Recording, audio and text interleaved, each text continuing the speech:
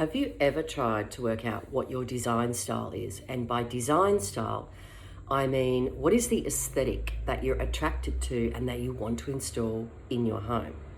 It's a really hard question that a lot of people really struggle to answer. That's why I came up with a 3-day challenge, right? All you need to do is commit to 3 days, and the challenge helps you understand what your design style is. Now, we use Pinterest as the preferred platform because Pinterest has a lot of images on there, a lot of home decor, interior design. There's a lot of stuff on there that is going to help you understand and work out what your design style is.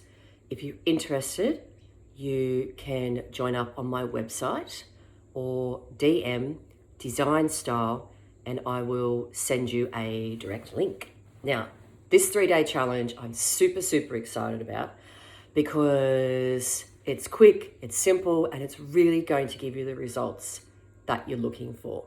Perfect for renovators, perfect for DIYers, perfect for anyone who is looking to improve their home.